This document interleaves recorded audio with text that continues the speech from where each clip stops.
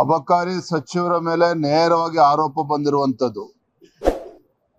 ಭ್ರಷ್ಟಾಚಾರದ ಆರೋಪ ಬಂದಂತ ಸಂದರ್ಭದಲ್ಲಿ ಸ್ವತಃ ಮುಖ್ಯಮಂತ್ರಿಗಳೇ ಅವರ ಬೆನ್ನಿಗೆ ನಿಂತಿರ್ತಕ್ಕಂಥದ್ದು ನೋಡಿದ್ರೆ ಗೊತ್ತಾಗ್ತದೆ.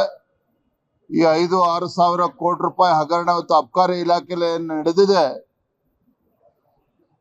ಇಲ್ಲಿಗೂ ಕೂಡ ಪಾಲು ಹೋಗಿದೆ, ಕಾಂಗ್ರೆಸ್ ಪಕ್ಷದ ಹೈಕಮಾಂಡ್ಗೂ ಕೂಡ ಪಾಲು ಹೋಗಿರ್ತಕ್ಕಂಥದ್ದಲ್ಲಿ ಯಾವುದೇ ಒಂದು ಸಂದೇಹವಿಲ್ಲ. ಹಾಗಾಗಿ ಇಂಥ ಬಂಡತನ ಮಾಡ್ತಾ ಇರುವಂತ ಸಿದ್ದರಾಮಯ್ಯ ಸರ್ಕಾರ ನಾವು ಆಗ್ರಹ ಪಡಿಸ್ತಾ ಇದ್ದೇವೆ. ಮತ್ತೊಮ್ಮೆ ಇಂಥ ಭ್ರಷ್ಟ ಅಬಕಾರಿ ಸಚಿವನ ರಾಜೀನಾಮೆಯನ್ನು ತೆಗೆದುಕೊಳ್ಬೇಕು ಅಂತ ಹೇಳಿ ಇವತ್ತು ಭಾರತೀಯ ಜನತಾ ಪಾರ್ಟಿ ಹಾಗೂ JDS ಎರಡೂ ಪಕ್ಷದ ಶಾಸಕರು ಇವತ್ತು ಅಹೋರಾತ್ರಿ ಧರಣಿ ನಾವು ಮಾಡ್ತಾ ಇದ್ದೇವೆ. ಅಬಕಾರಿ ಸಚಿವರ ಮೇಲೆ ನೇರವಾಗಿ ಆರೋಪ ಬಂದಿರುವಂತದ್ದು. ಭ್ರಷ್ಟಾಚಾರದ ಆರೋಪ ಬಂದಂತ ಸಂದರ್ಭದಲ್ಲಿ ಸ್ವತಃ ಮುಖ್ಯಮಂತ್ರಿಗಳೇ ಅವರ ಬೆನ್ನಿಗೆ ನಿಂತಿರ್ತಕ್ಕಂಥದ್ದು ನೋಡಿದ್ರೆ ಗೊತ್ತಾಗ್ತದೆ.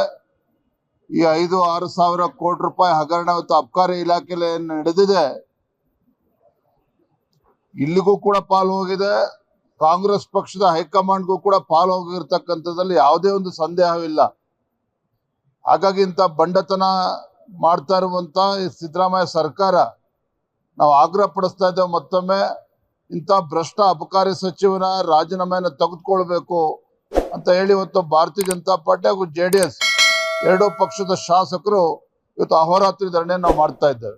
ಲೇಟೆಸ್ಟ್ ಹಾಗೂ ಇಂಟ್ರೆಸ್ಟಿಂಗ್ ಸುದ್ದಿಗಳಿಗಾಗಿ ಬಾಸ್ ಟಿವಿ ಕನ್ನಡ ಚಾನೆಲ್ನ ಸಬ್ಸ್ಕ್ರೈಬ್ ಮಾಡಿ, ಹಾಗೆಯೇ ಬೆಲ್ ಐಕಾನ್ ಪ್ರೆಸ್ ಮಾಡಿ. ಇದರ ಜೊತೆಗೆ ಫೇಸ್ಬುಕ್, ಇನ್ಸ್ಟಾಗ್ರಾಮ್, ಎಕ್ಸ್ ನಲ್ಲೂ ಮಿಸ್ ಮಾಡದೆ ಫಾಲೋ ಮಾಡಿ.